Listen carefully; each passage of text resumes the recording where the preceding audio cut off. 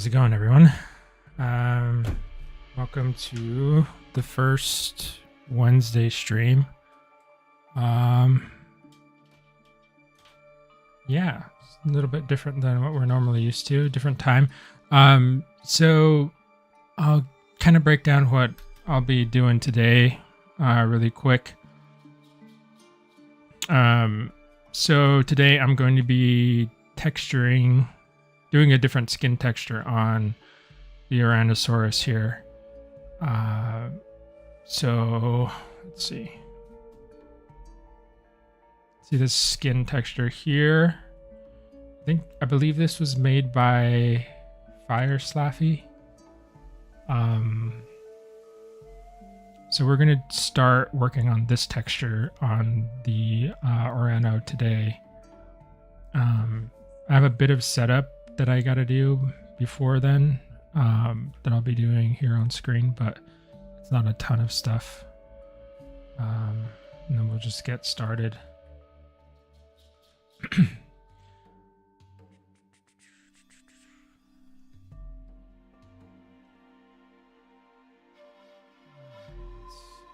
Hopping over to substance. Regalius. Welcome. Hoot.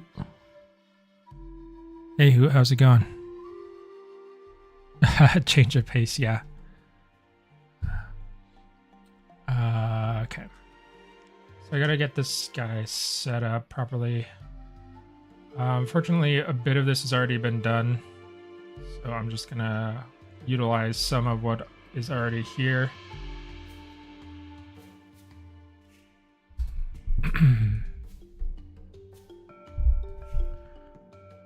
Copy over. Actually, I won't even copy. I'll just reuse this stuff. Turn all this stuff off.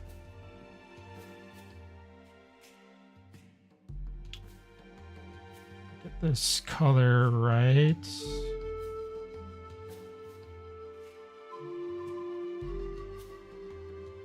That's really bright. We'll trust I'm pretty sure I copied the right hex code. But that is very bright. Yeah, it's the right color. I need to get the next one up.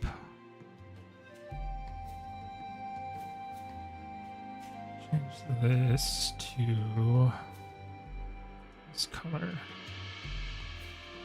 Right? Nope.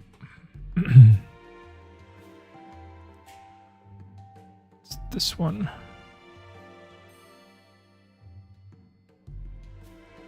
I'm copying over these hex codes because I don't know if I can really trust my eyedropper that it's going to color pick the right thing. So I want to make sure that you can eyedrop from any place on the screen with the substance eyedropper here, but sometimes I don't know. I don't feel like it matches properly with what's being displayed. So just to make sure, I want to double check that that code is correct before I begin adding stuff. So yeah, I'm gonna kind of work from the bottom up. Usually what I like to do is I view the layer, the skin texture as like a stack. And I start from the bottom, like the bottom most broad areas, and I go to the kind of the darkest, most narrow areas, and those will be at the top. So what I'm seeing here is this light tan for the bottom, and then I'm going into this brown, which is second layer, and then probably we'll kind of just go from lightest to darkest in that range, except for the like accent color, which is this blue. It's probably gonna go last. I'm gonna pop this over here. That way I can look at it while I'm working.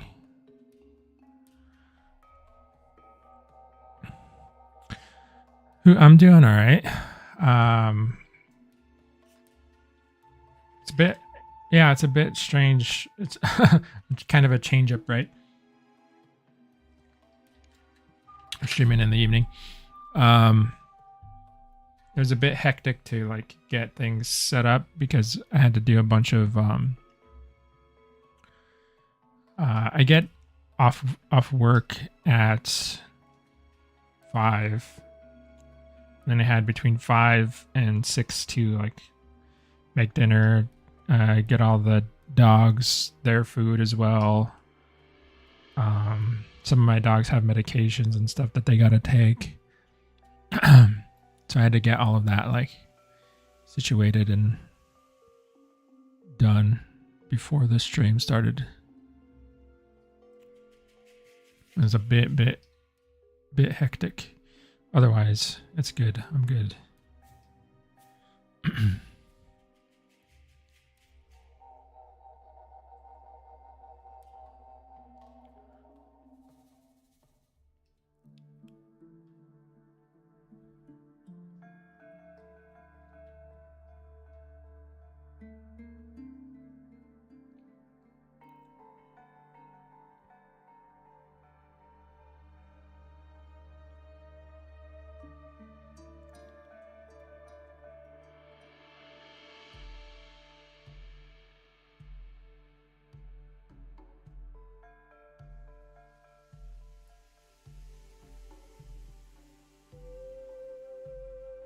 I'm just going to be kind of like massing in these colors really quickly.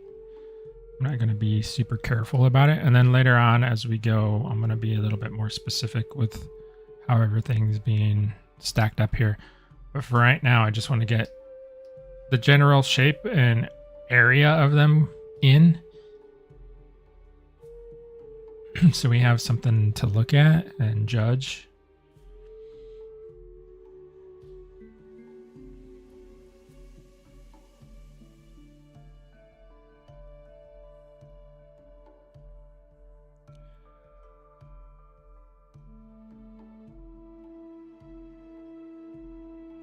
Who I like the spots on him reminds me of Orange Kitty.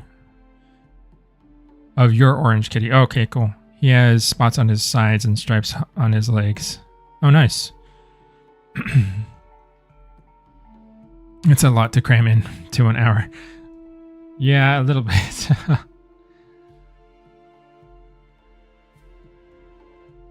I have these like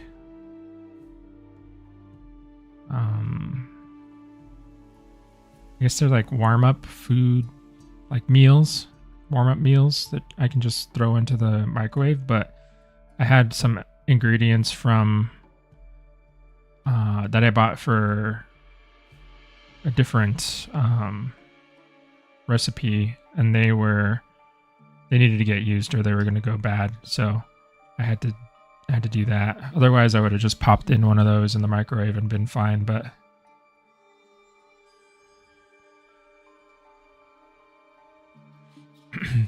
want to make sure none of that food goes to waste as best as I can. BR Hunter, beautiful model. Thanks a lot. I'd be hard pressed to cook and eat in an hour.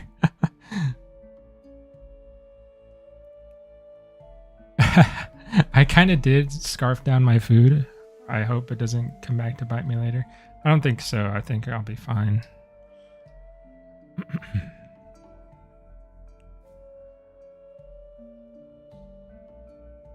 Yeah, I'm not sure how much all of you have been able to check out the Aurano. We've posted some stuff regarding the Aurano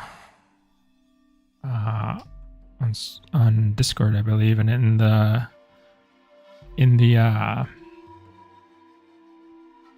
dev updates and stuff like that. But this may be the first time some of you are getting to see the model spinning around like this.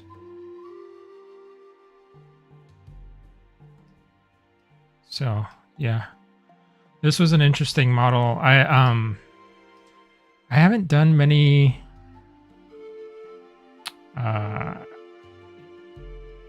I guess we'll call it ornithopods, right?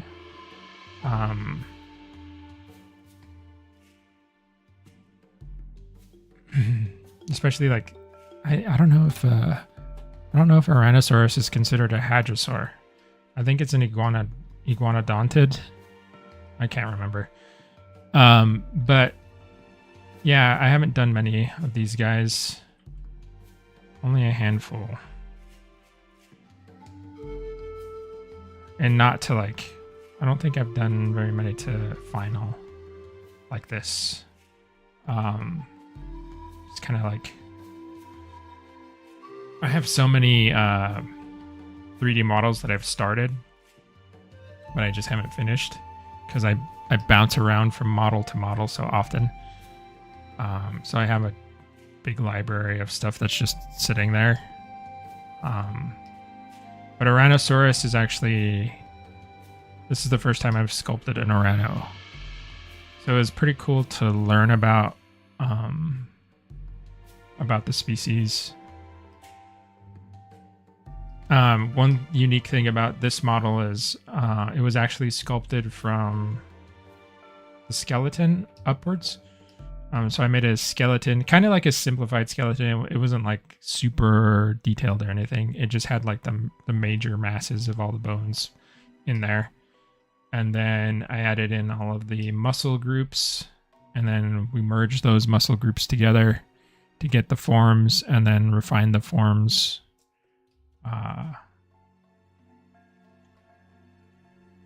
to get the final. So it's not often that I get to work that way because it's a little bit extra time, but it does give you, I think it gives you some of the best results because you're considering the bones and you're building the masses on top of the bones, and the way those masses layer and stack up is pretty important to capture. And it's kind of some parts of that is kind of hard to do just by sculpting directly. But sometimes you kind of just have to sculpt directly because you're on a time crunch. But fortunately, this was not the case for this guy, so I was able to do that.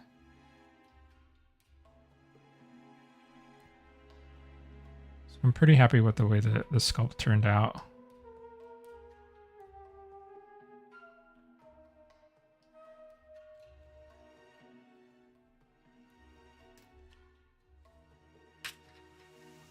Kivarstra, good evening. Nice to see you.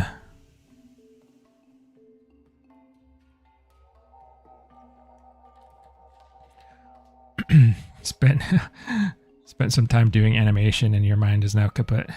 Well, hopefully you get to relax now, and maybe this stream will help you kind of unwind.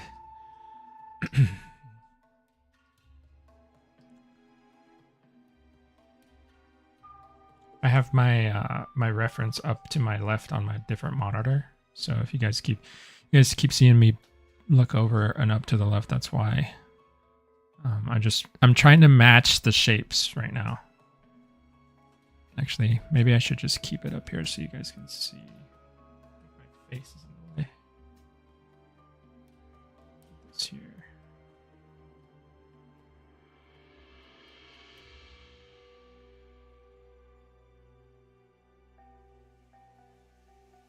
It might be kind of small for me to like gauge stuff, but we'll try it.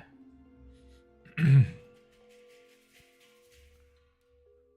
I'm trying to just match the overall shapes. Some of this, I'm probably not gonna get a lot of this like right the first time. There's gonna be a definite like back and forth, but I'm just trying to get the main idea.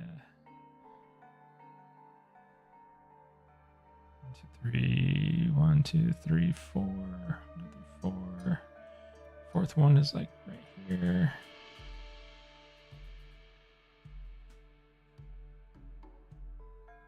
2, 3, 4, 5.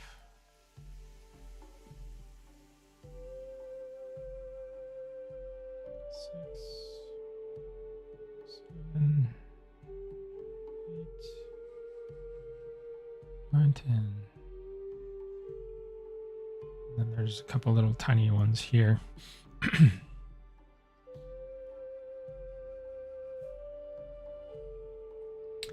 This is very like blended in this area. It's lots of gradients right here. So I'm going to try to make sure that that's nice and gradual, these transitions. Not too gradual though, because they'll start to look blurry. There needs to be some like nice balance of like hard and soft edges in this type of stuff, or else it's all just going to look kind of like fuzzy, like you're looking at it through like fog or something.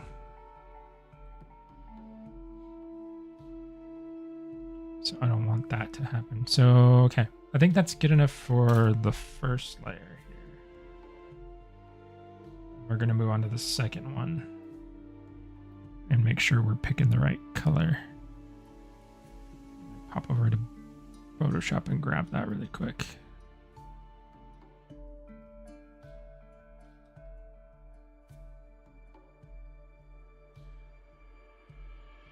Color. Pretty dark.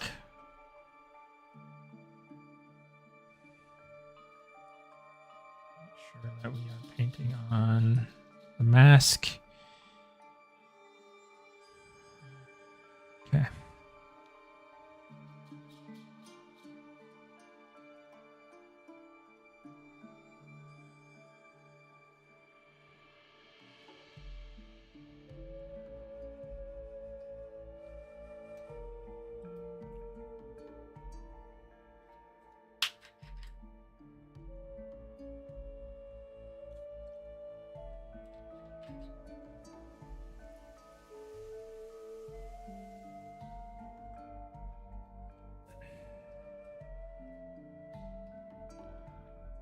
So these, I can already tell that these kind of washes of dark coloration are going to be interesting because they're going to be very close together in value. And it's going to be a little bit hard to pick them apart.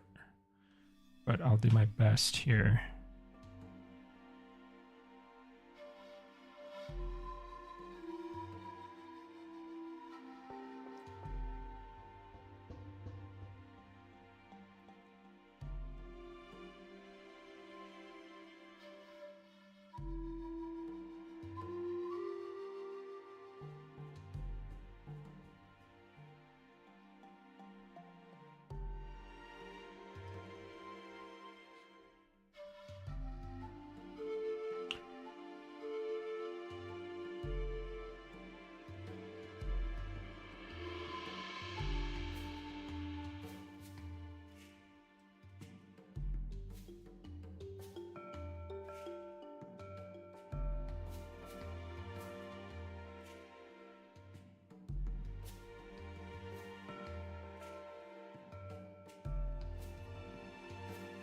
Josh, thank you.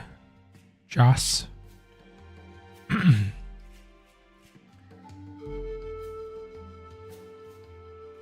And thanks, Hoot, for the endorsement. I appreciate it.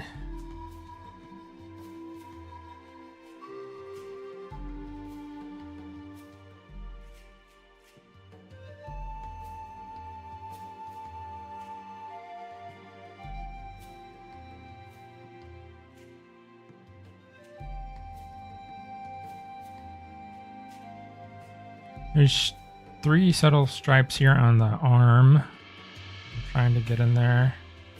And then the rest of the arm is pretty dark. There's like very subtle like spots and stuff in there that I'll be able to get as soon as we start incorporating the darker parts. I'm already noticing that I'm extending this too far out. So this needs to go like this.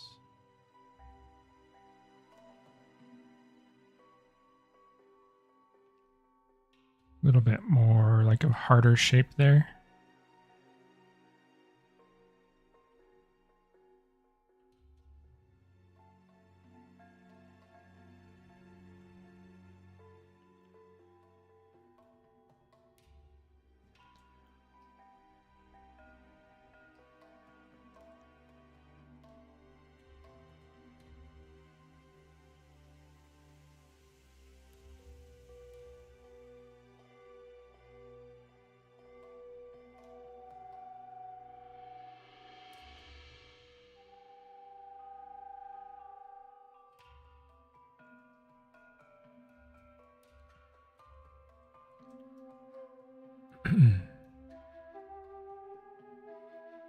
Make sure we're getting this color right here around the beak.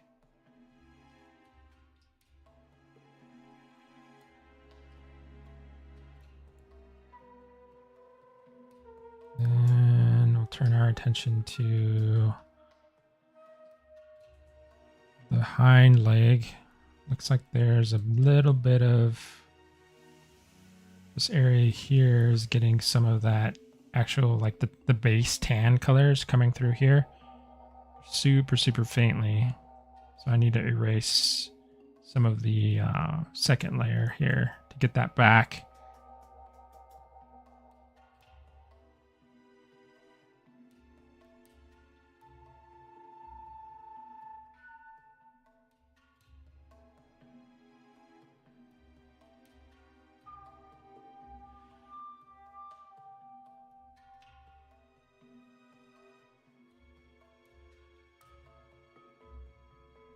These are where, so these are where these stripes are going to form here.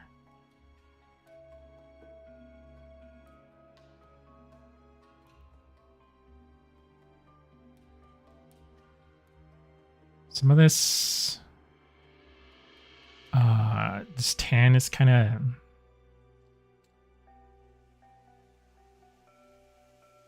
I want to let some of this dark color come into the tan here to like darken it, but I have to be careful because it can look kind of muddy. And like I'm a big I study color theory a lot. I don't claim to be like a color theory master or anything. I think color theory, especially for when you think about it in painting, is probably one of the hardest skills to like get good at, because honestly, when I was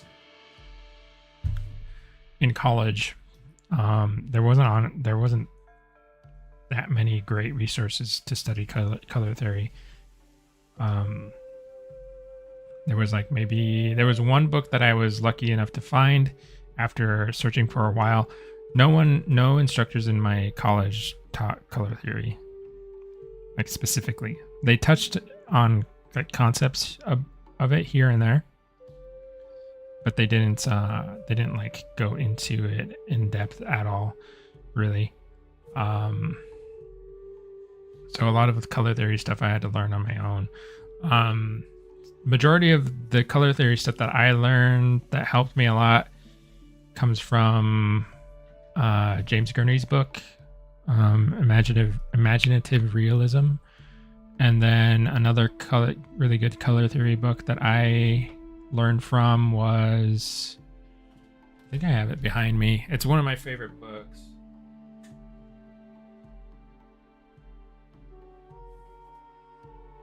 This one. It's called Color Choices, Making Color Sense Out of Color Theory. This book here.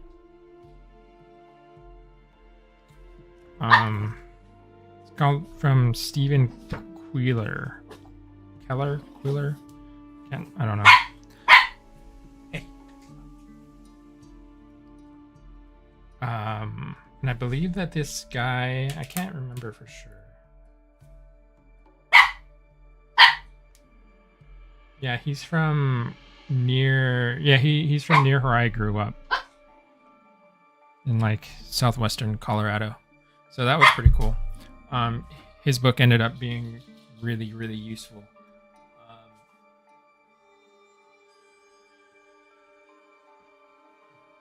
But basically I'm trying to make sure that these colors don't mix in a way that looks like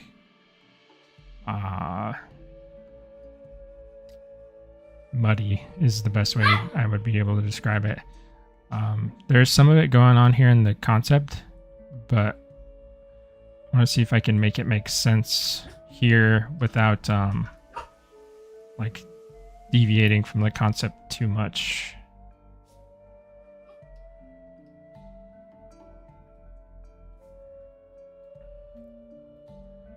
It might be too clean looking if I do it, so I might have to let it like bleed in there.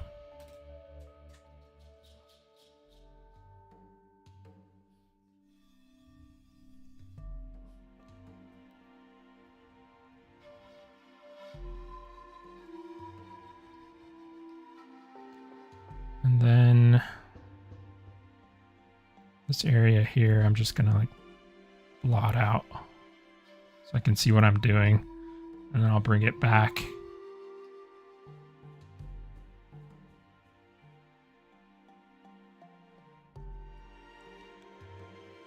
So the thing about this is I'm trying to follow the concept. I want the skin coloration to look like the concept I'm working from, but there are certain things that just aren't described in the concept. Like I can only see the side view, right? This is an example. So I can only see the side view. I don't know what's happening in here, so I'm gonna have to make that up based on what I'm seeing from the concept here. And then the other thing is like the concept looks primarily like it was done with like maybe like a soft brush, like an airbrush. It looks really cool in the 2D render here, but if I do that on the model, it's not gonna feel as naturalistic.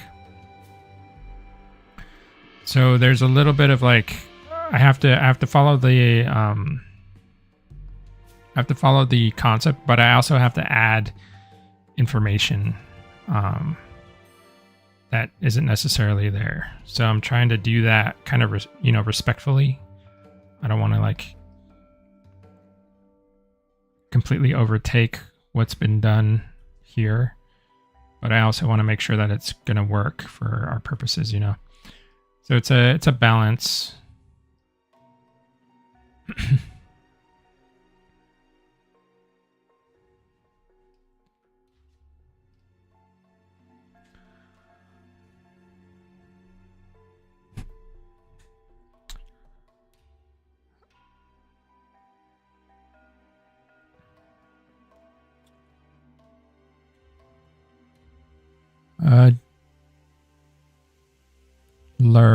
Larat. Sorry, I don't know how to say your name. It's got a lot of numbers in there. Just got inside from work. Watching the artwork. Cool. Welcome. Orange is the tastiest color.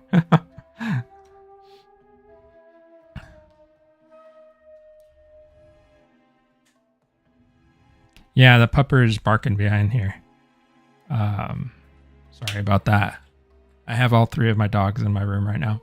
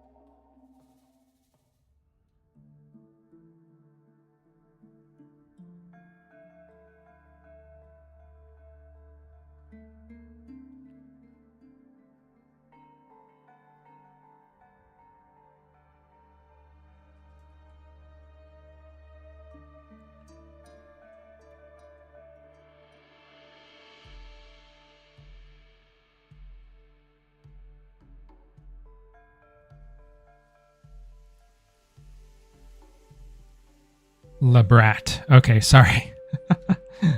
I tried. No worries. Kivarsha, artistic interpretation and feedback. Yeah. There'll be a lot of back and forth about it. I do think I agree that the tan feels too bright. I'm going off of this color string that's right here. But maybe it's better to go off of that color picked source rather than the actual color string. We'll try it like that. I don't know. I'm trying to like be faithful to what this is because that's what Fire designated as the colors, you know. So I want to trust that, but we'll see.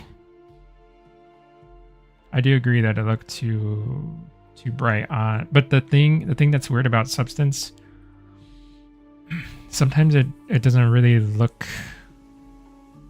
You know, the light is affecting stuff in here.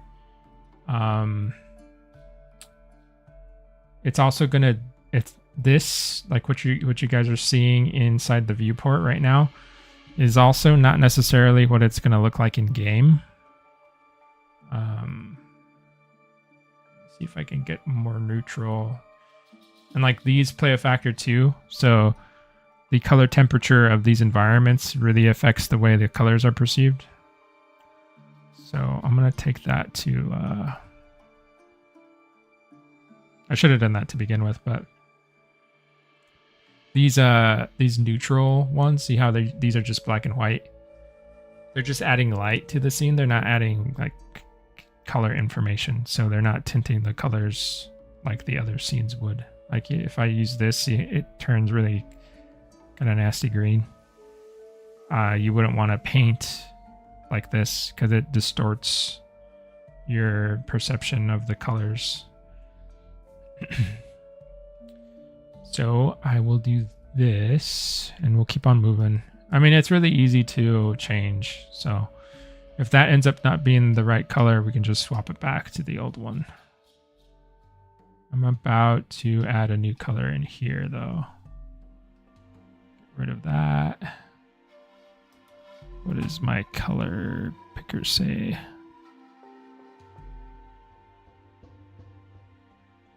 We are on this color here.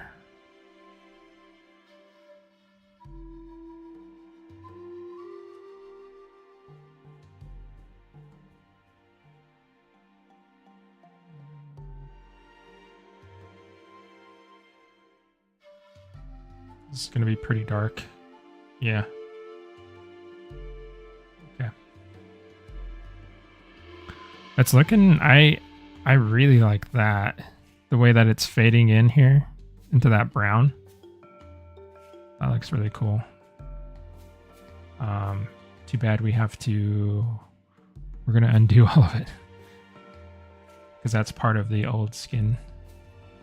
I'm going to refill this with a white mask. Or I mean a black mask. Or get rid of that.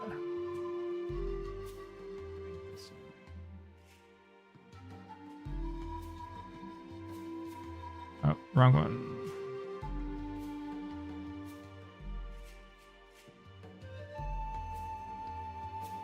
Oh, okay. So I do need to add a black mask in there because that's on the wrong portion. There we go. What do I want to use? Do a dirt brush.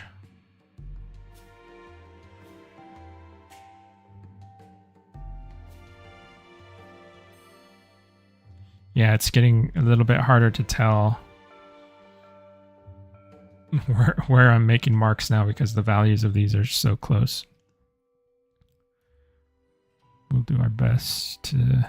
I can always turn off the light too so I can see. There's better.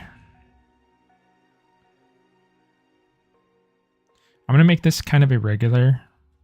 There's a lot of stuff going on here underneath. You see how it's kind of, there's spots of color like going diagonally down the torso there. So I want to make sure I'm doing something to that effect. We'll get more specific to it later. But I want to make sure that I'm at least kind of mimicking it right now.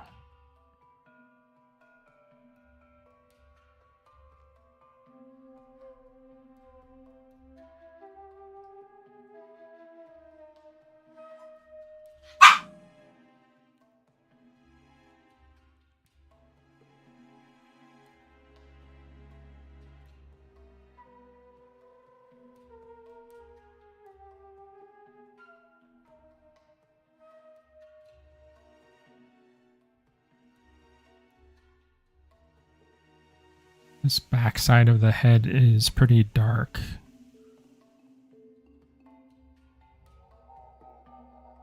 I think I'm carrying this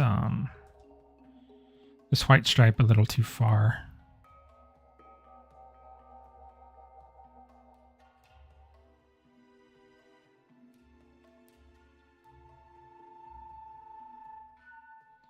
We can adjust that soon.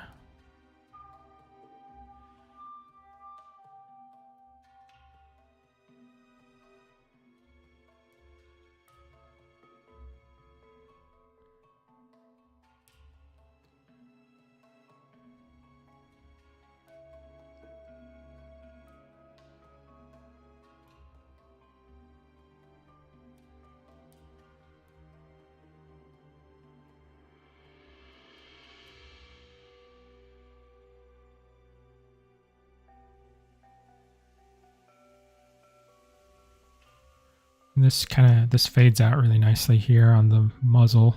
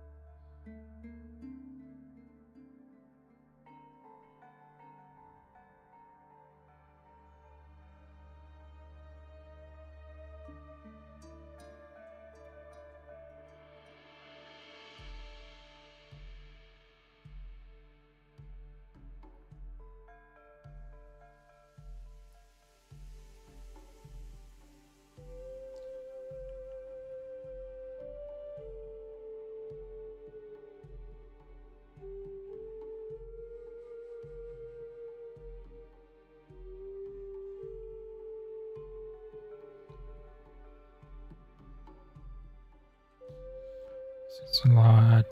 This is thinner than I'm making it out here.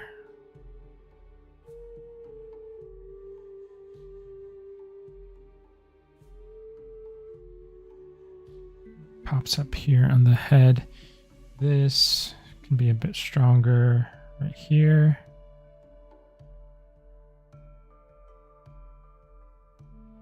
Kind of pinches in a little bit more than I have it going right now.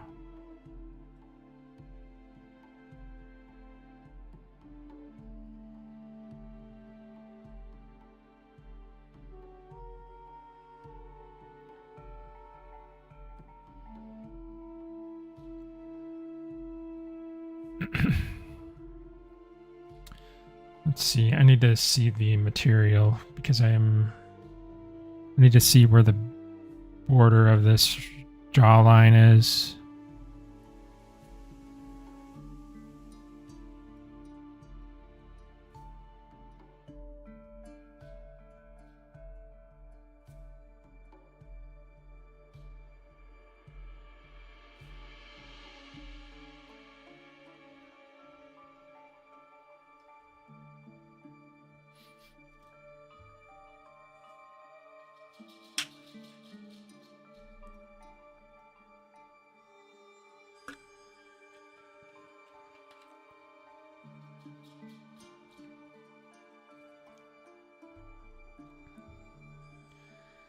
I don't want to get locked in there too much.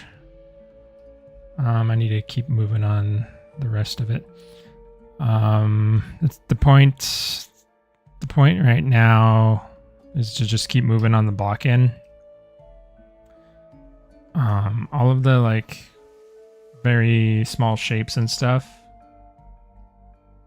I can always adjust later.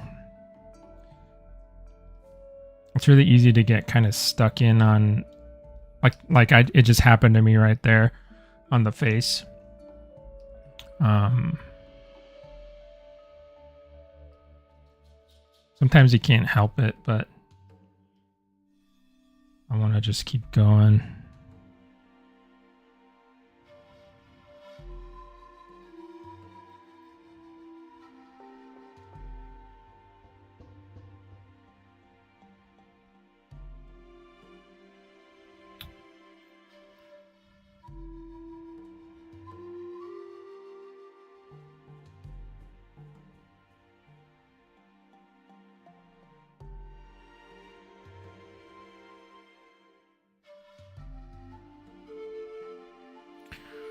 One, two, three, four. 1, 2, 3, 4.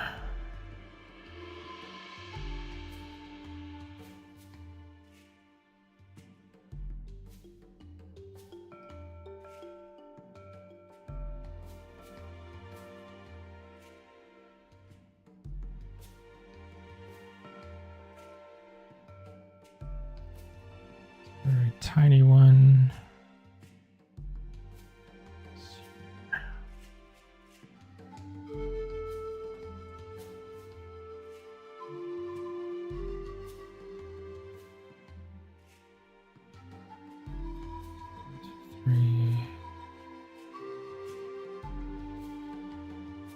2.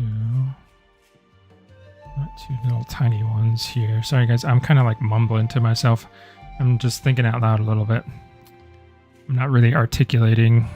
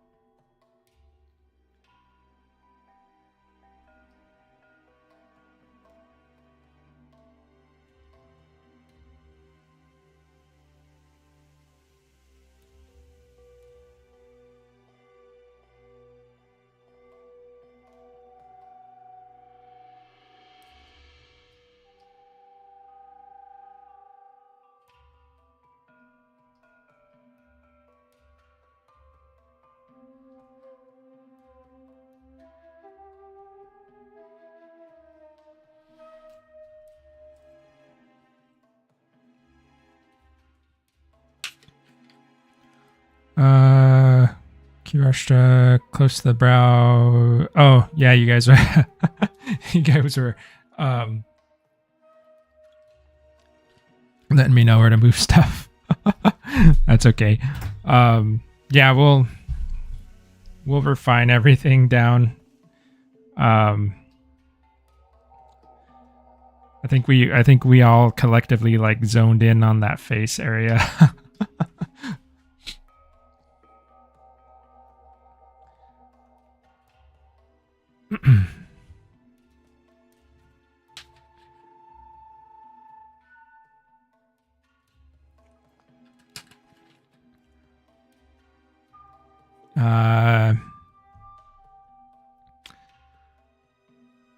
Spots along the crest remind me of a butterfly wing. Yeah, these look really cool. Let me see. Yeah, I like the way that looks from the front.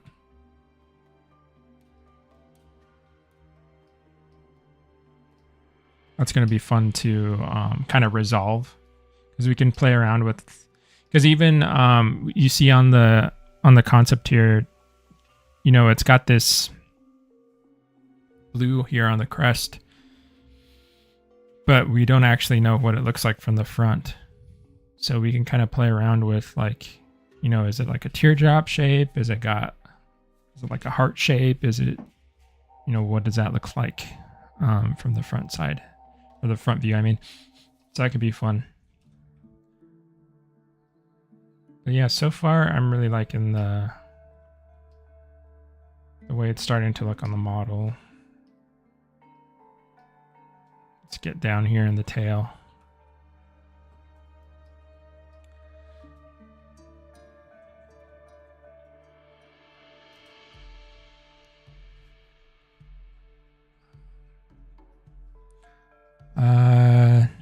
Navarungus. I hope I'm saying that right. Very excited for the game. Looks like it has a big future ahead of it. I better watch out. Cool. Thank you. Yeah, I'm glad you're excited. I'm excited to play as well. I saw the Eocarcharia more like motion and like animation stuff for it, and it looked really cool.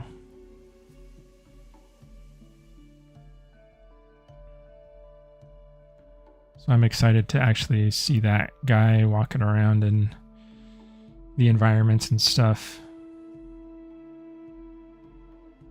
It's going to be really interesting actually playing as a character that I worked on. I haven't actually been able to do that yet. There is one other game that I worked on that I need to. They have a. I don't know if it would be called the demo, like an alpha. That I need to test out. I still haven't done that. So that's going to be cool too. I just haven't found time to do it. I kind of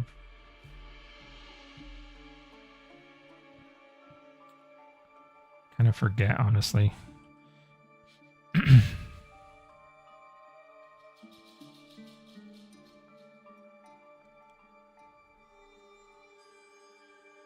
So here's these little like triangle shapes.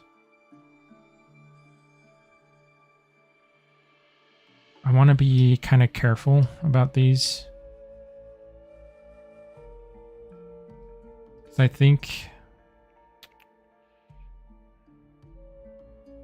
if I let them meet in the center, it's gonna look kind of weird. We're gonna have to make the center asymmetrical anyway. So it doesn't necessarily matter. We're gonna make this like kind of wiggle around a little bit so it's not perfectly mirrored.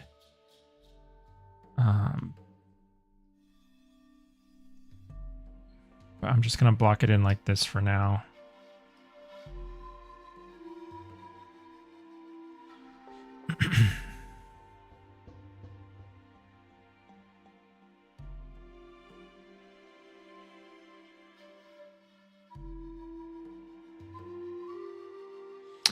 Loaf of bread. Will the hadrosaurs be able to switch from quadrupedal to bipedal?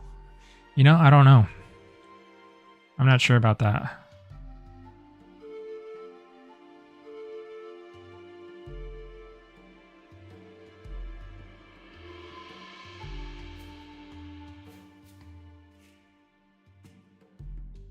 I guess it would depend on the hadrosaur, maybe. I think when I was reading before on at Ouranosaurus, I think they're more they're more bipedal with the option to go quadrupedal instead of the reverse. If I'm remembering it right. But I don't know for sure. I think for a long time people assumed that they were quadrupedal and only chose to go bipedal when they're like running and stuff, or for like reaching high branches and things like that. But I think more modern research is saying the opposite. But I could be wrong. Or it could change in like a year. Who knows?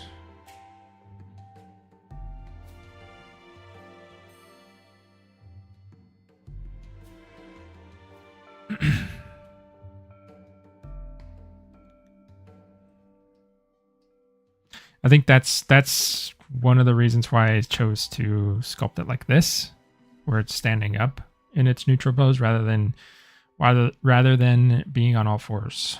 That's why I did it this way.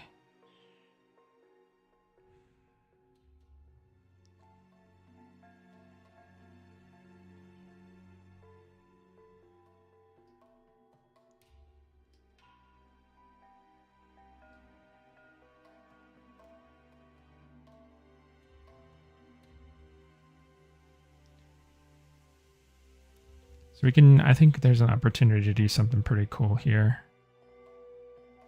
Maybe some like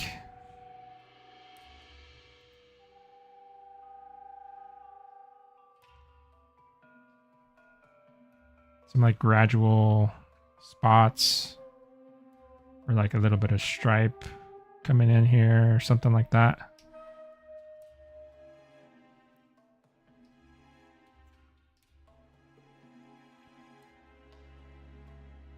It's a little opportunity there to like expand on the concept.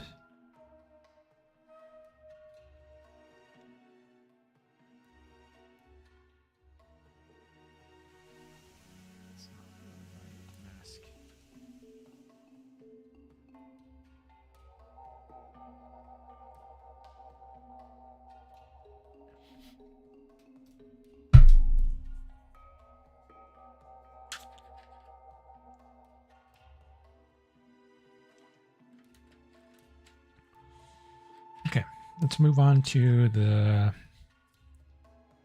think it's going to be this super dark color here. Right here. I think the way Fire set this up, he was kind of suggesting that this would be stacked. I think we could do it either way.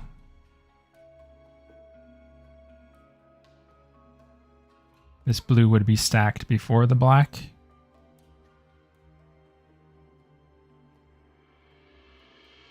But just for the way I like to work, I think I'm going to flip that order.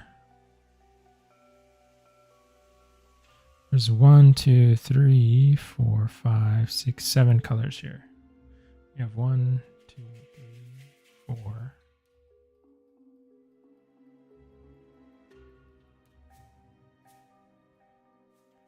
Hold on a second. That. We have this like reddish brown here. And then we have this dark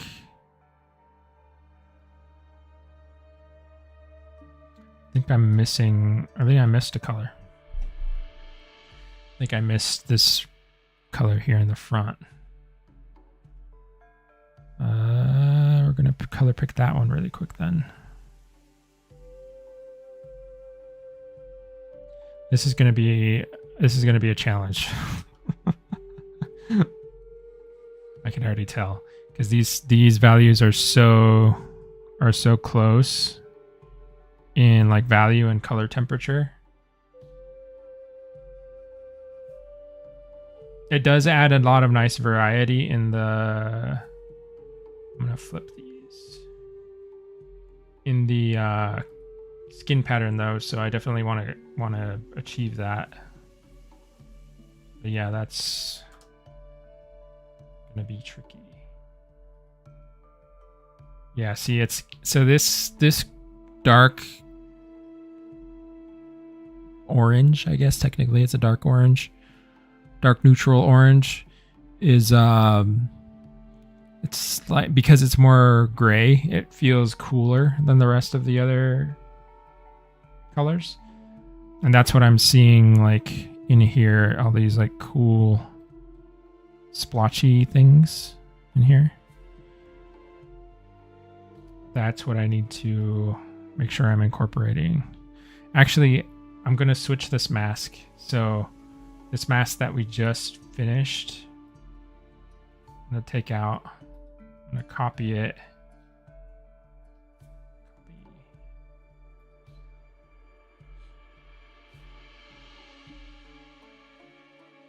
Copy it in there, and then this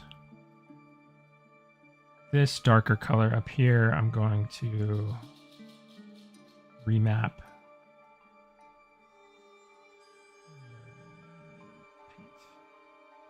Yeah, we'll do that. Okay.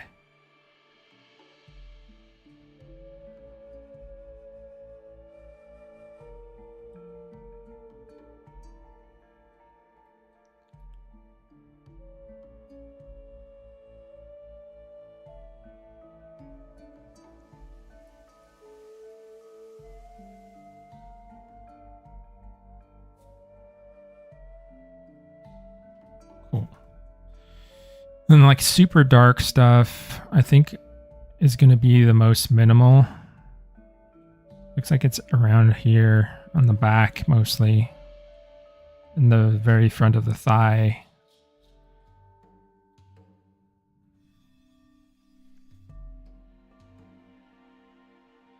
So we'll work with that first.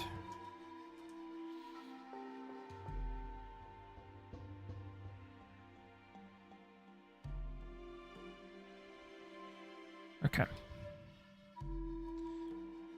And these are much more specific, like spots. So I want to get something that is kind of irregular shaped, but has a harder edge. Something like this, probably.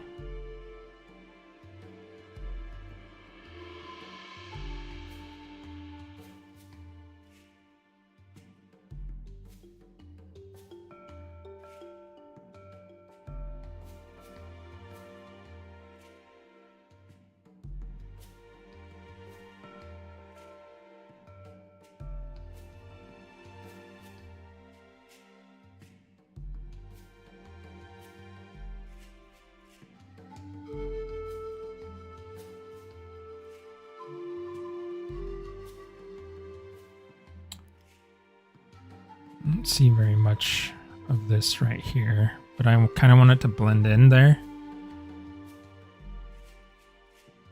That way it's not such a, because it'd be kind of weird if like there were some spots and stuff right here, but then it didn't continue.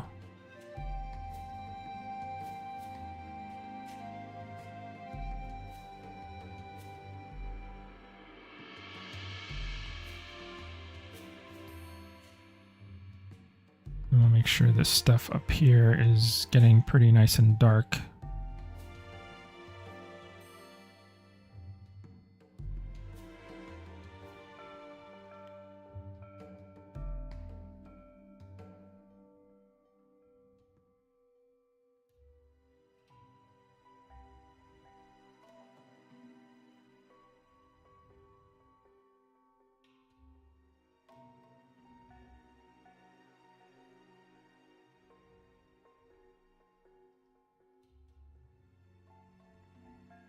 For stuff like this, where it's like kind of random splotchy patterns, I'm kind of just trying to get the gist of it. Like I'm not trying to like match every single thing exactly, because it's just kind of impossible to do that. The only way I could match it exactly is if I like projected this texture onto the model. And we need the layers to be like structured like this, so I have to do it by hand. But I'll get like, I'll get the effect of it. It's just not going to be one-to-one with what's on here.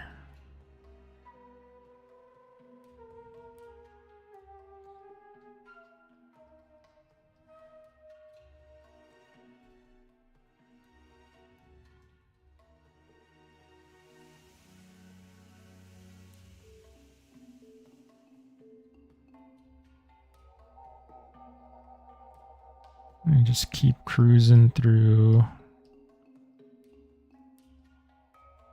I'm trying to keep my hand moving at all times, basically.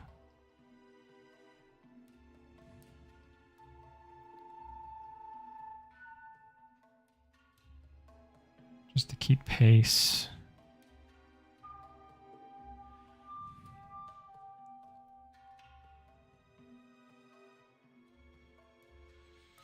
I would like to get at least the block-in done by the end of stream today.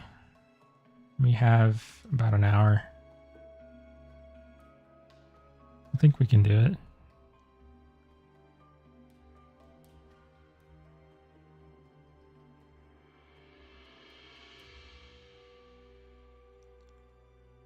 So there's that nice, like, I think this area is probably more dense than that. And there's some of that little reddish tone coming through, so I need to bring that in, but we'll kind of get this in the right area. I like how this is like, it's got some angularity to it. Like it's kind of swooping down on the arm there, on the forearm there. It's a pretty nice touch, I think. So these spots on the top of the back are much bigger, much broader.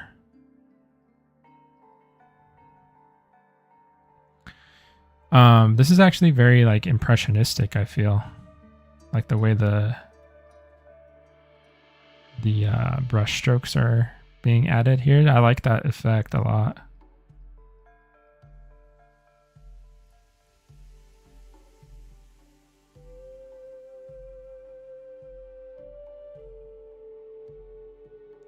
I always like seeing visible brush strokes in paintings.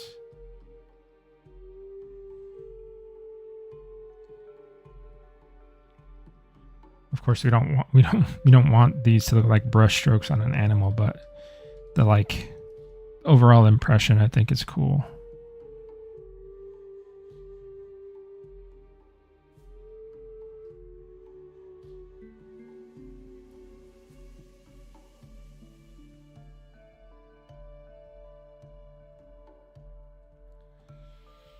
I'm just gonna make this like big splotches,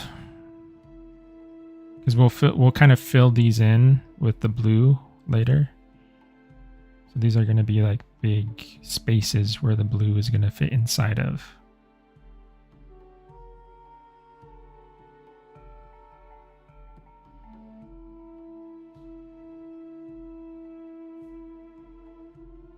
Once we add that blue in, I think it's really gonna pop on here. It'd be cool if maybe, I don't know if this is actually like super realistic or not, but if these blue patches were like iridescent or something. I don't know if that's achievable with the skin shaders we have right now, but that would be pretty interesting to see.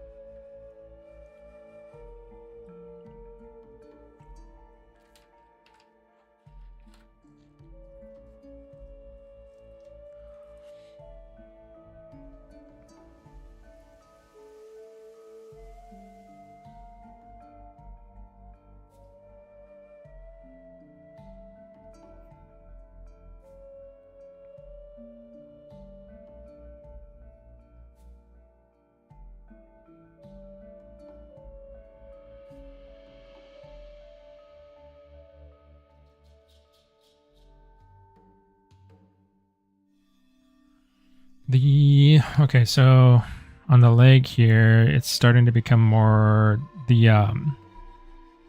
marks that are kind of short and round. They're more like ovals here. They start to become more elongated. I kind of stretched out on the leg here. And they do form some sort of stripe sometimes. It's almost like a shredded stripe almost, because it's got a lot of breakup in there.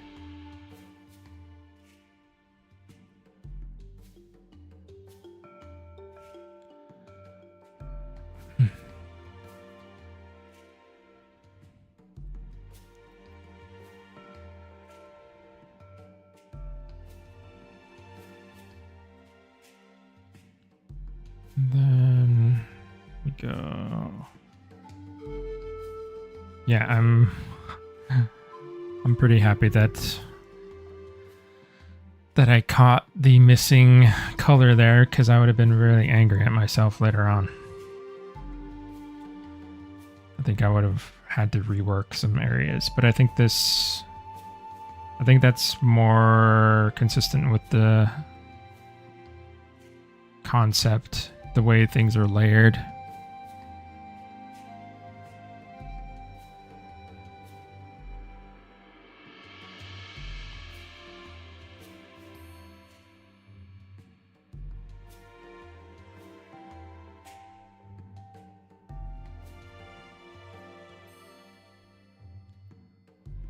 Okay. So we got the tail.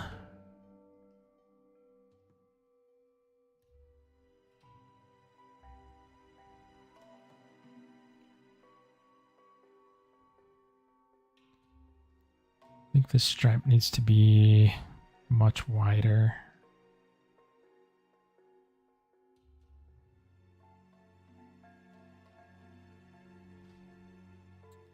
Or maybe not wider, but a little bit lower.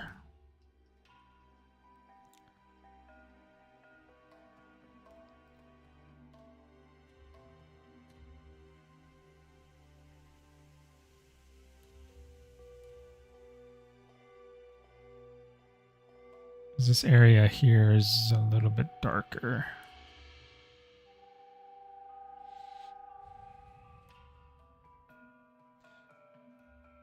I think what's possibly a solution to this, because right here, this becomes like, it becomes darker, but it's because there's a gradient going down there. And I think that's what's causing the muddiness. I think if I kind of dapple the color in there rather than just do like a pure gradient, like an airbrush, I think it'll appear less muddy. We have to try it though. It's kind of like stippling, but you're not actually stippling. Or I guess you're stippling with much larger marks than just little minuscule dots.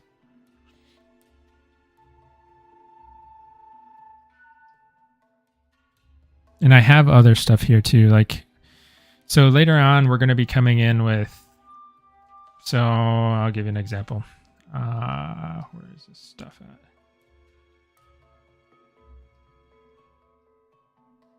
This one.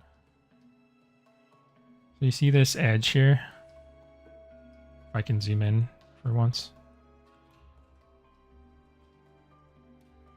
What is going on with my mouse? There we go.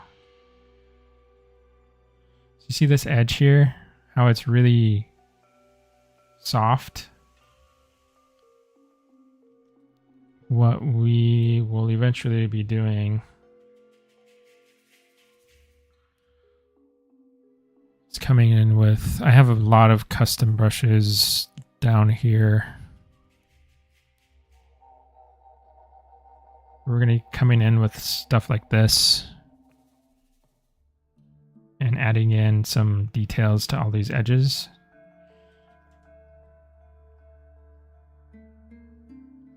not the exact same details, but you're gonna get some of this like fall off, this speckling, spattering stuff, and then some of them will have more finer details than that, or even you can kind of like smear stuff and cut back in this just to kind of add more variety. Because if you see, so I'm looking at the edge treatments of everything. If all of the edge treatments around the whole thing are the same, it's just going to look monotonous. So we want to vary that stuff up so that way there's some nice, it's more interesting that way. And it's also, if you look really closely at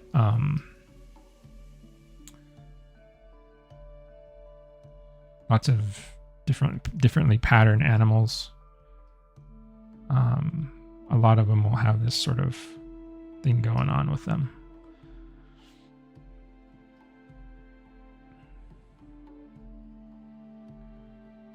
But that will be for later. You got to get through all this stuff first. Where was my brush?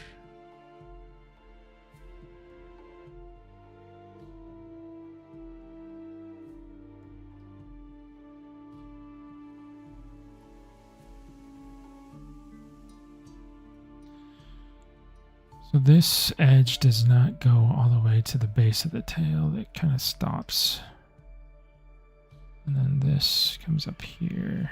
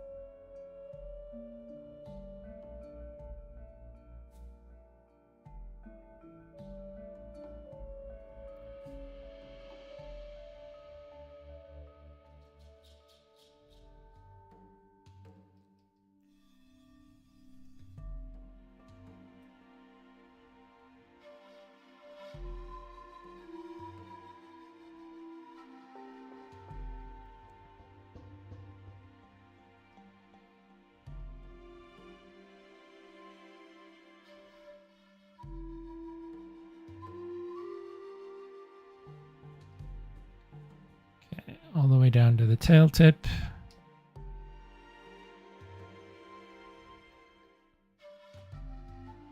I think we gotta get some up here on the sail.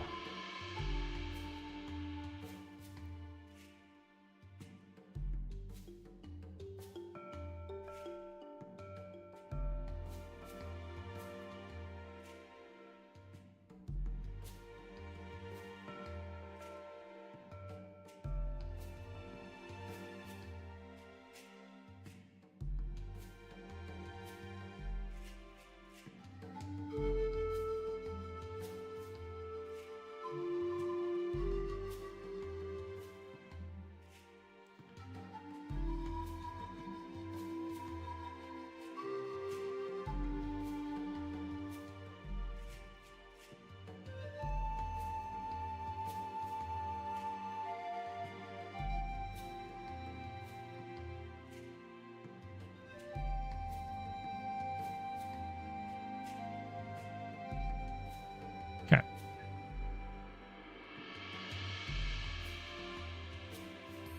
I don't know what's up with my mouse today. It doesn't want to pan. Okay, here we go. Turn on the light.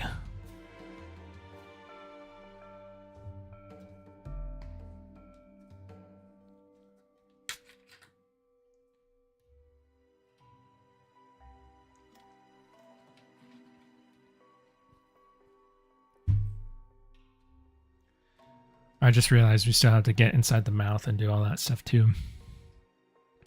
And I'm missing a toe here. That's great.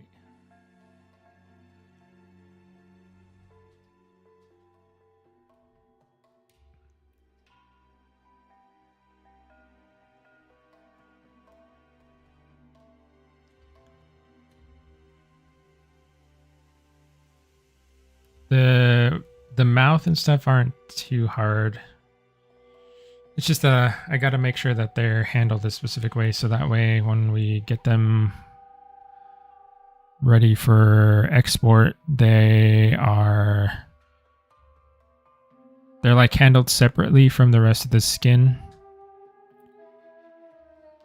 Like on top of the skin, because the skin coloration can be changed, but the mouth color and all that stuff does not change.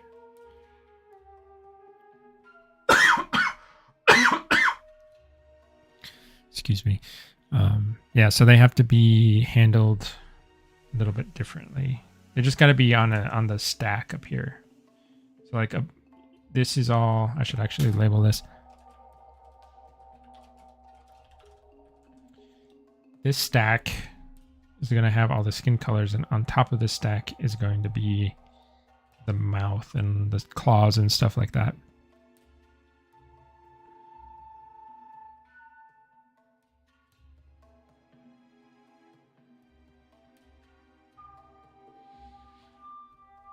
No, that's not the right. That actually looks kind of cool. But that's not the right pattern. Okay.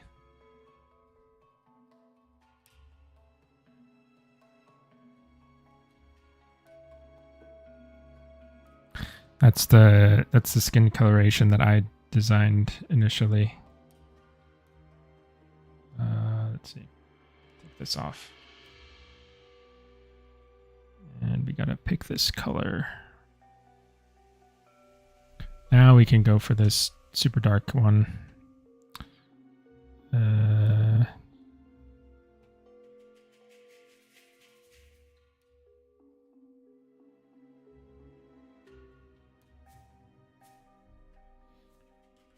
Did I copy that?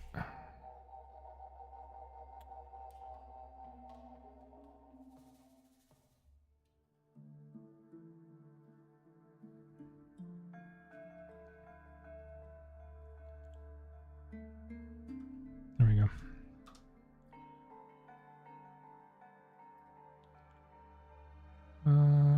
Paint. So now we got to figure out where this super dark coloration goes.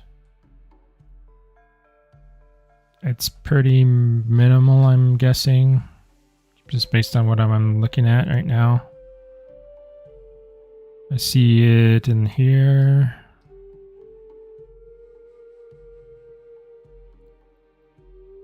That looks pretty cool already.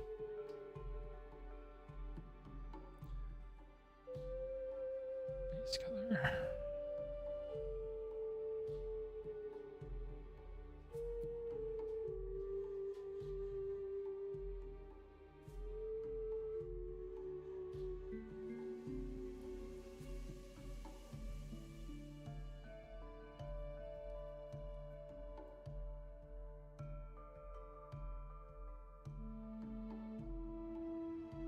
I think we want to put it like right next to the areas that are going to be blue, because we'll get a nice impact from that contrast there.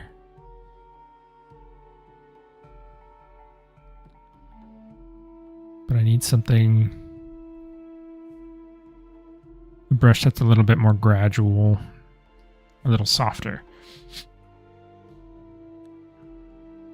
Kind of feather it in. And then we can pop it here next to the eyes.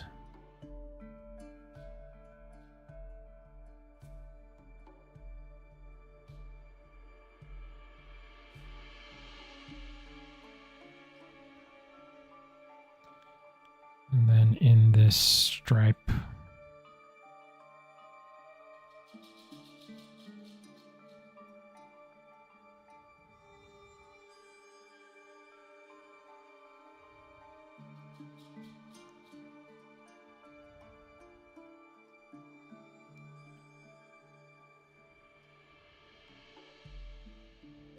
And then over here by the spots.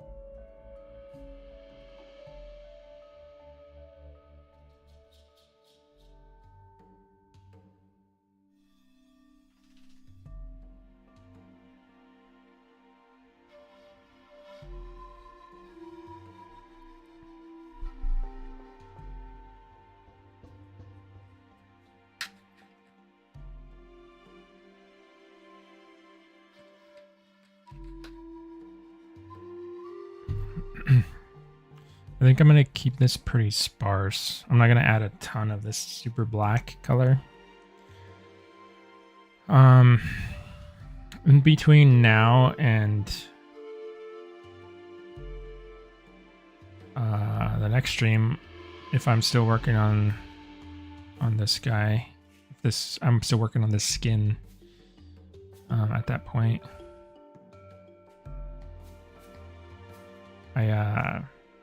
I might check in with Fire and see if I can get the PSD for this. That way I can kind of dissect it and see where everything is going exactly.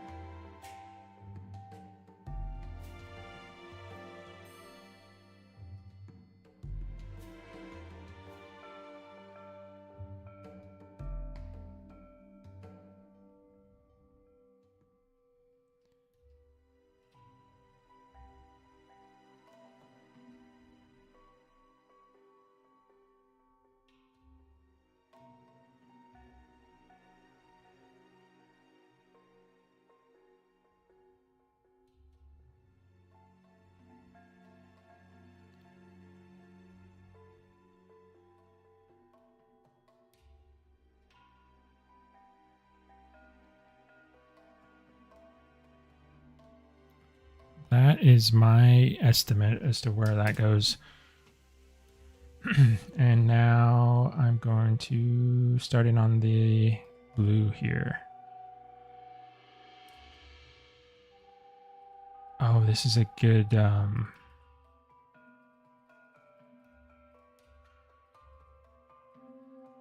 this is actually good for the mask from the mouth area. So I'm going to save this.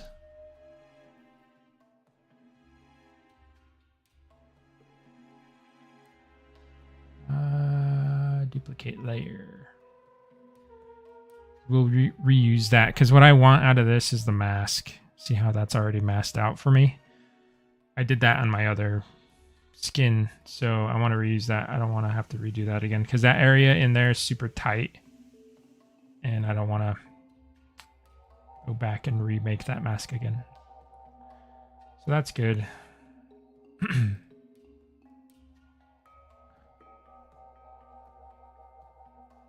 The dark black around the eye is actually the line art Islander.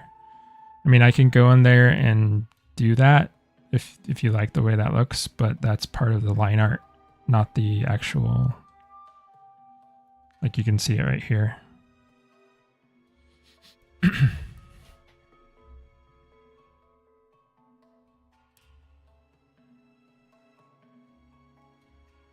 I was just focusing on the color itself. But let me know. I can do that around the eye. Where's the blue?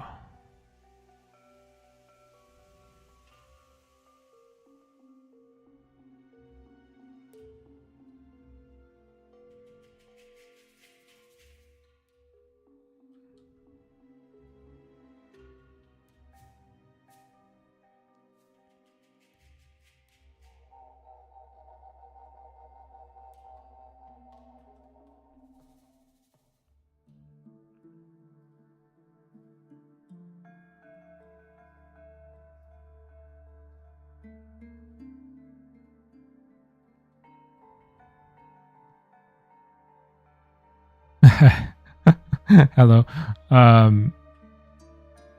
Yeah, because I was interpreting this here too as like part of the black, because it's like super close, that line right there. But I don't know. It can look cool depending on where it is. So if you want me to add it, I can add it.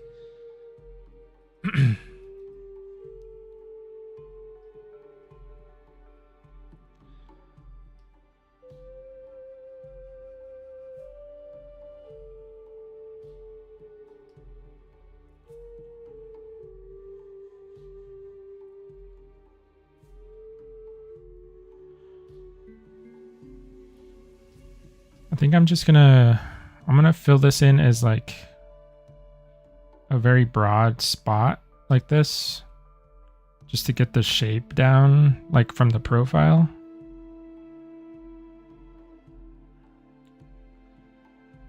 We can do some interesting stuff with this though.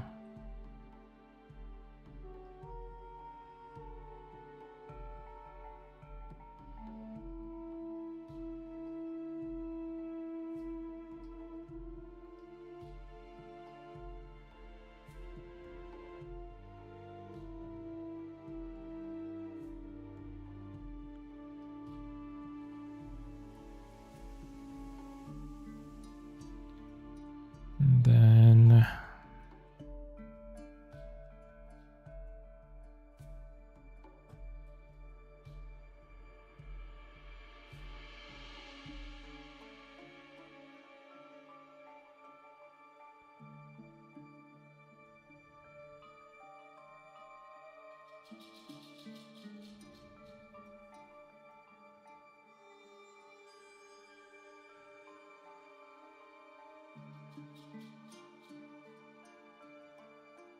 you imagined a horseshoe crab shape?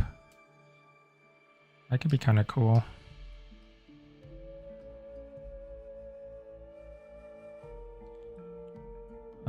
Horseshoe crab, I'm like...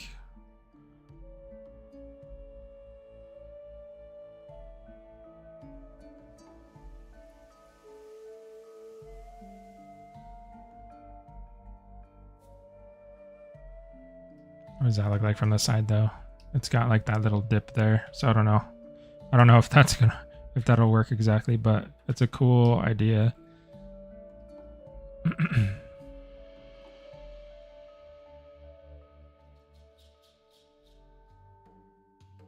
You just go with like a teardrop shape, like placeholder. It would be nice to get some sort of shape here, just so it's not like I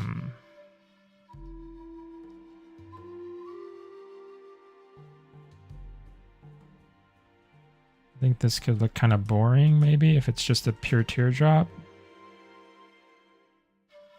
It could be like a, I don't know, like a, what would you call that? Millennium Falcon. or something shape. Like a prong.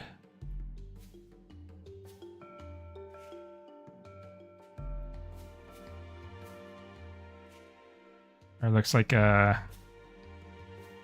what do they call those swords from Halo? Those energy swords. I don't know. I'll leave it like that for a little bit because I think we got to experiment with it, and we can easily, like, little stuff like that. I can easily spend like a lot of time working on trying out different shapes, going back and forth with stuff. I'll just try and get all these spots in.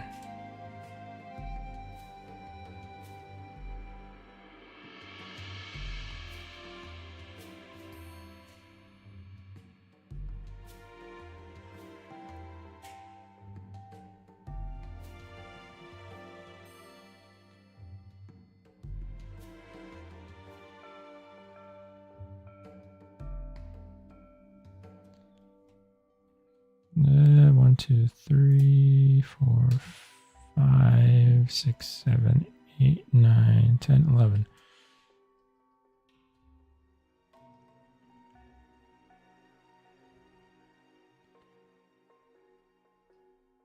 One, 2, 3, 4, 5, 6, 7, 8, 9, 10, 11. There we go.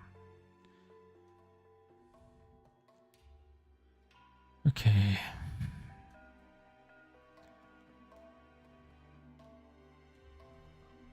Seven. I'm just double checking that I have the right number of colors in my layers. 1, 2, 3, 4, 5, 6, 7.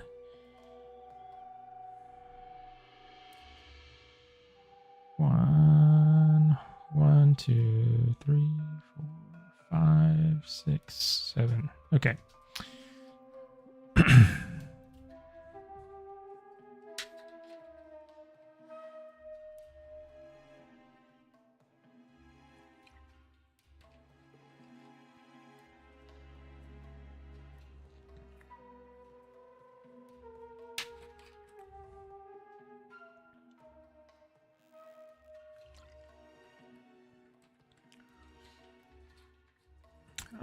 It doesn't need to be exact. I don't know if that was exactly a horseshoe crab. I wasn't looking at one, but what does a horseshoe crab look like from them? I just did stuff from what I was remembering. I guess so. It was pretty close.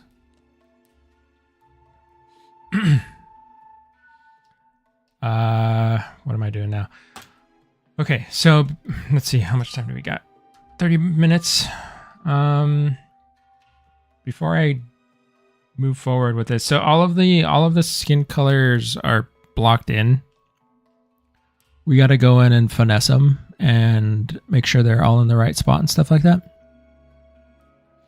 But before I do that, there's some setup that I need to do because of the way that we structure our skin customization system.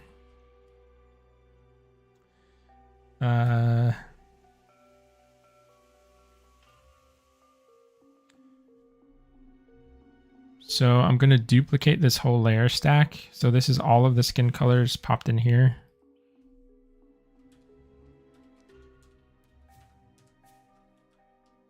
And this is going to become something kind of weird. But it makes sense for the way we're structuring the skin shader in Unreal Engine. So just give me a second.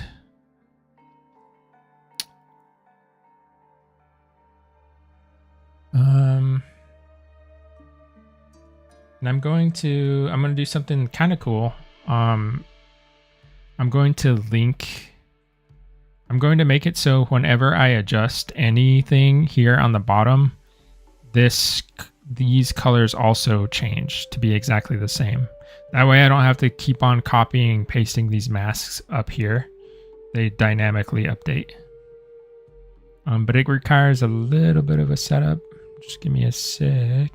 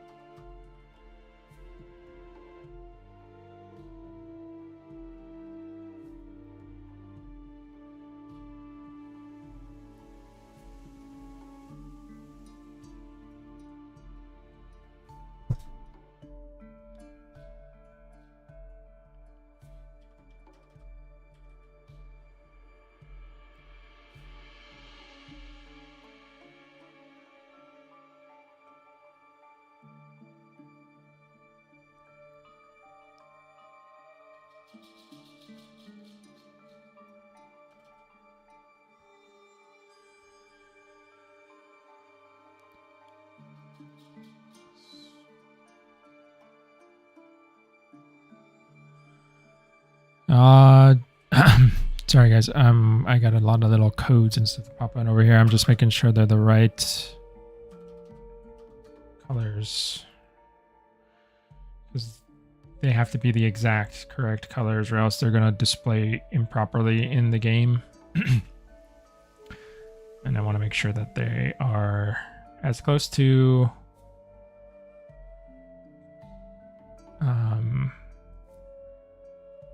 I just want to minimize the back and forth that I'm doing, basically. No, that's the wrong one.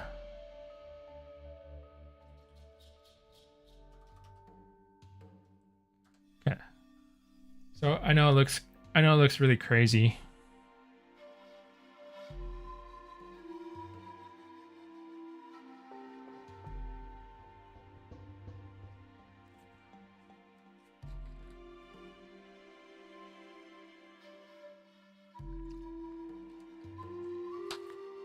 So basically what's going to happen is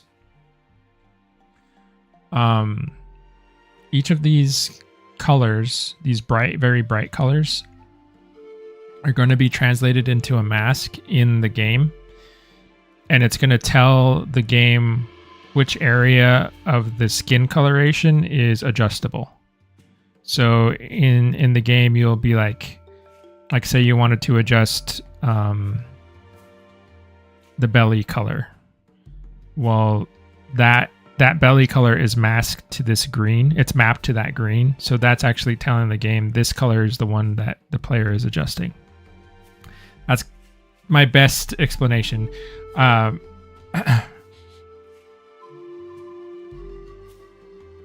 It is kind of confusing, but like while we work, you won't see this. Like I said, it's going to be dynamically updated. So I'm going to use this thing called it's called anchor. It's called an anchor point in Substance Painter. So all of these things that I've been painting on I'm not actually painting on directly onto the model. I'm actually painting a mask. So the model is actually fully filled with this color. Like the whole model is filled with the color, but I'm painting into this mask to reveal only certain areas of it. And if I click Alt and preview it, you can see that this is the mask I'm generating. So anywhere that's black is going to be invisible. Anywhere that's white is going to be visible. But this mask is the information that I need to transfer upward to the RGB coloration. So when I turn this on,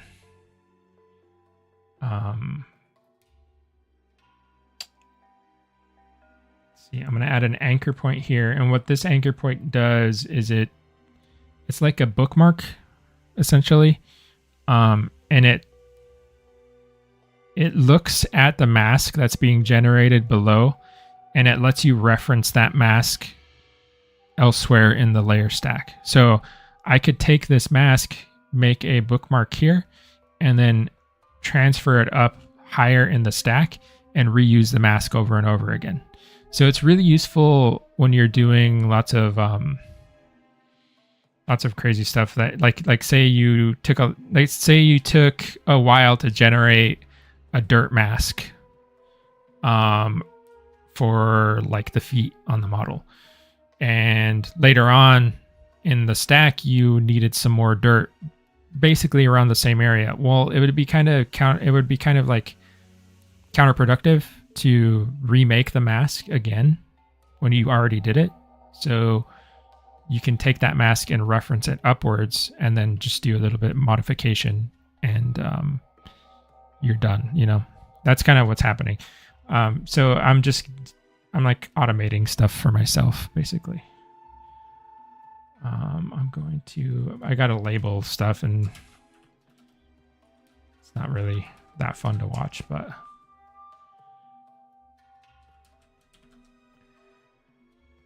so I'll show you. So this is the anchor point. I named it cyan because that's what the color it's going to be assigned to. So I come in here. I actually don't need this paint mask. I can add a fill layer. Go to my anchor points. There's my cyan mask. And when I click on this to preview, it's the exact same mask. So if I did, let's do something kind of dumb.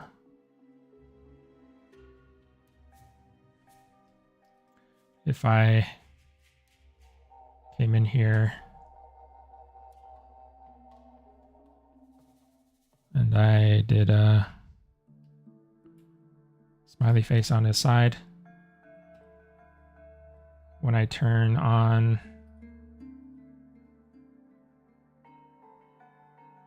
see that it pops up there, and I didn't even touch it.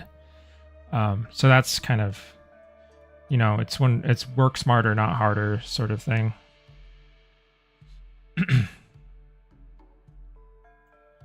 So the next color is going to be blue.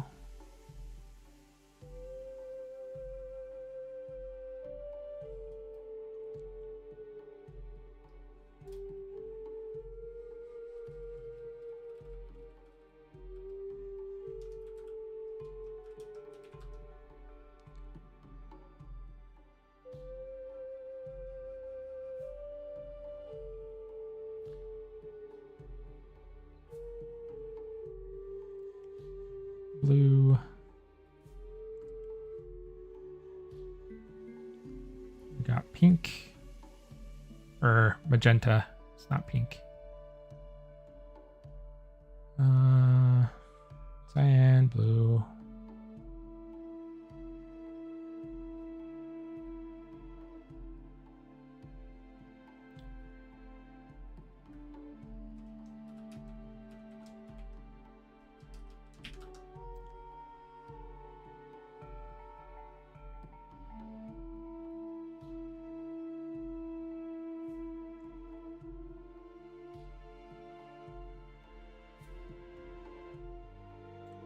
Yellow.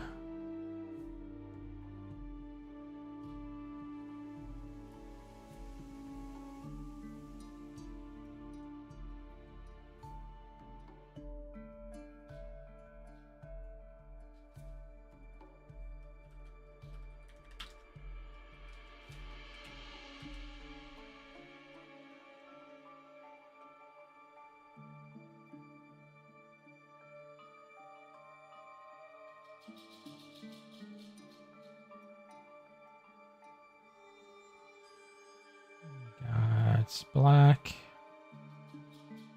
Take that off.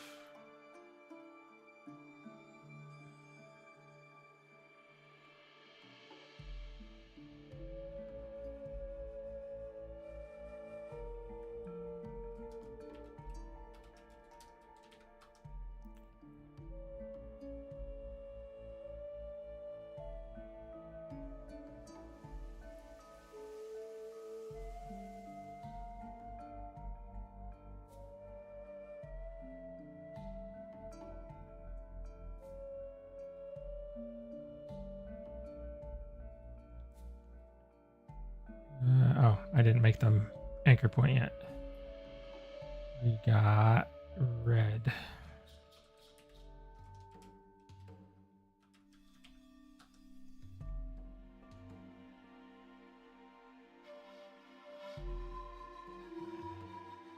Okay. That's all done.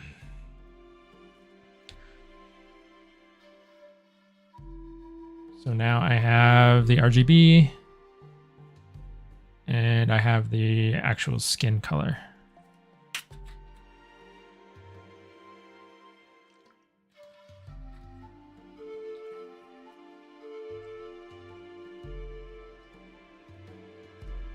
I think we have more time. We have some time to add the mouth color and stuff. So I'm going to change this. Looks like in here, the mouth color is like a dark brownish gray color.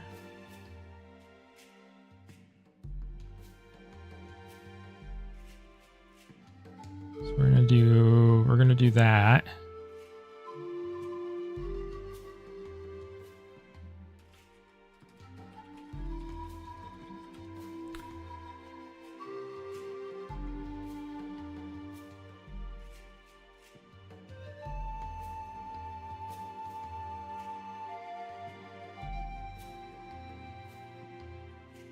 And then I need to do the claws and the beak.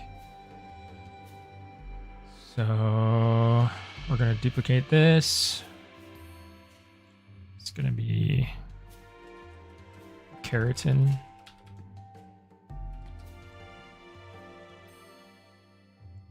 And I'm going to take that out. Change this color to this gray. This is black. Okay.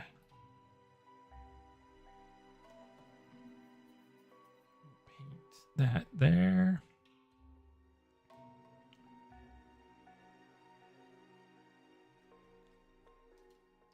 I need to do the interior of the nose too.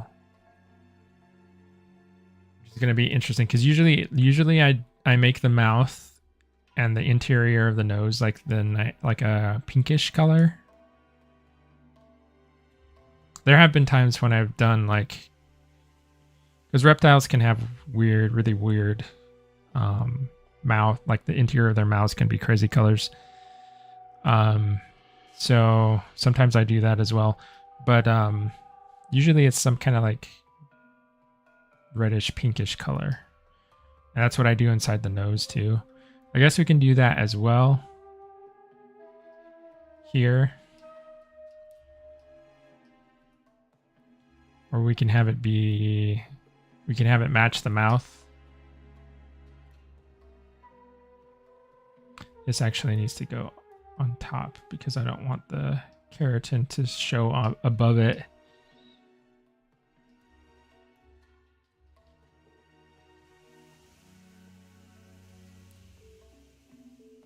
That, and then we got to do the claws and stuff.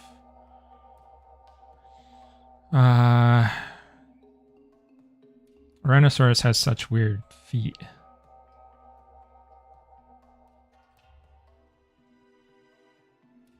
It's very, very strange structure of the hand.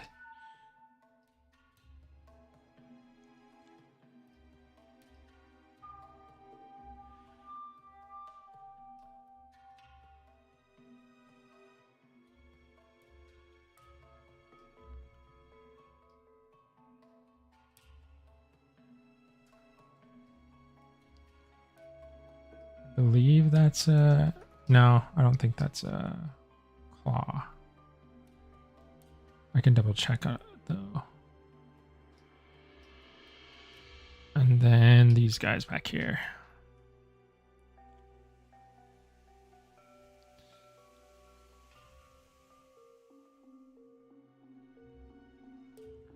I'm not doing a very good job of coloring in the lines.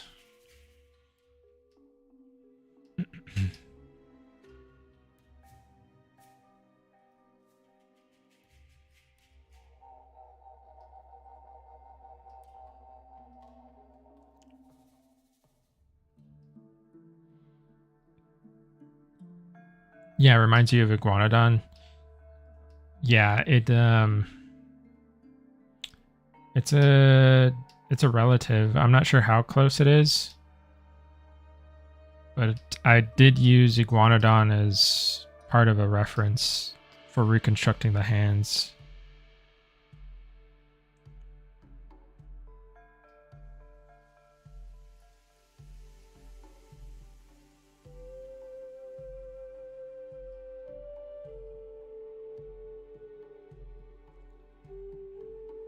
Okay.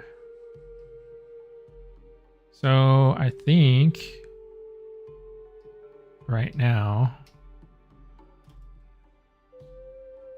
everything on the body is accounted for. So we got the skin, we got the mouth, we got the beak, got the claws. Let's go to the teeth really quick. I'm just going to throw on like a very quick kind of tan, like off-white color for the teeth.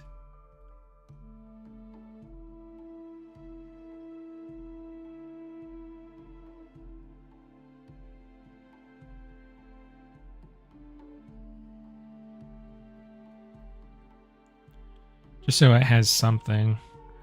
And then we got to change the color of the eyes.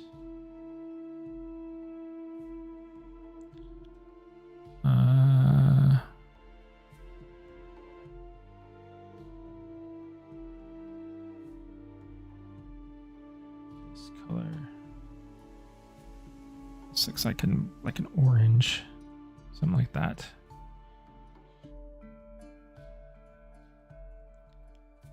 Cool.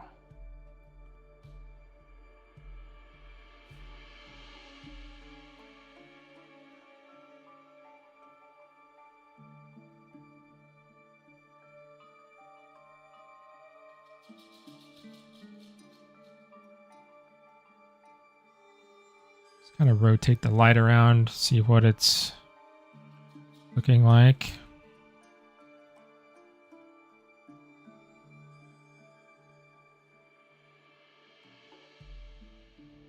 I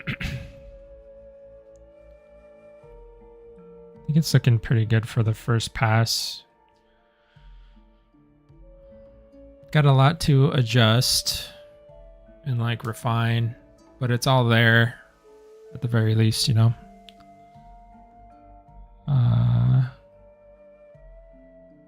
And we actually made it. We actually were able to do it within the first stream, so I'm happy about that.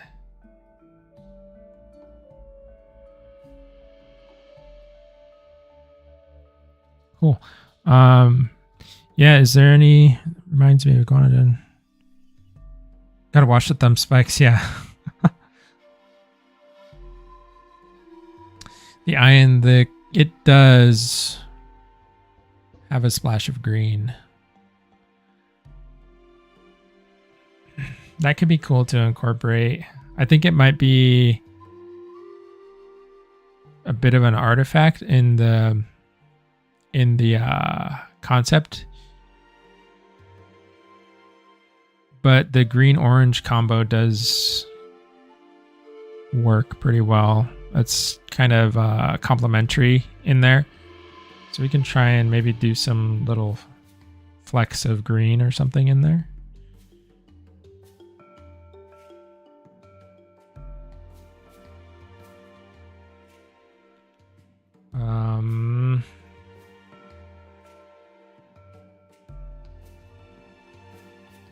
Trying to see if I have...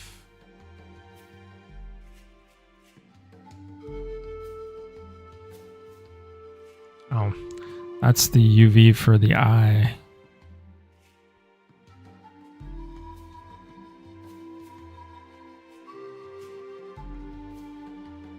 Okay.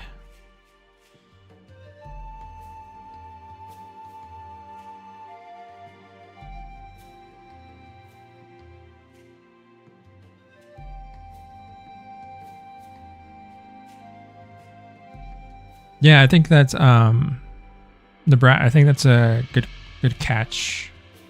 I think it could add some interest to the eye there. We'll probably do that with some sort of like speckly sort of effect. Like there's a lot of brushes in here, and there's like noise that we can apply to the eyes. This will actually be I didn't do the eyes in the Eocarcharia. I actually Sadek took care of the eyes for me on that one. So this will be like the first time that I'm doing textures for the eyes in this game here on this model. So I just want to double check that I'm doing it correctly, basically. But we can definitely get into some cool effects in there, I think. But yeah, nearing the end of the stream. Thank you guys for stopping by and checking out the Urano. Thanks for asking all the questions and, keeping me company, keeping me engaged while I'm doing this stuff. I think this is going to be a good time for me moving forward as far as the week goes.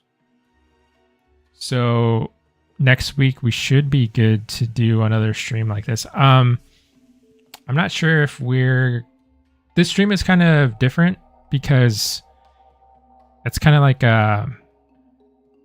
the weekend streams are dedicated to the Puru, but this stream is kind of like, I guess, like a catch-all kind of stream. Like it's got a little bit more variety. So I don't know, maybe we'll be working on the Urano more next stream. Or it could be something else. It could be like a different part of the Urano or something. I don't know. I guess if you guys would like me to save, like to hold out on progress for the Urano until next week, I could do that and then work on something else. But I don't know. Depends on what Islander would like to do and stuff. But yeah. Thanks, guys. Thanks for being here. I'll catch you next week. Okay? Have a good one.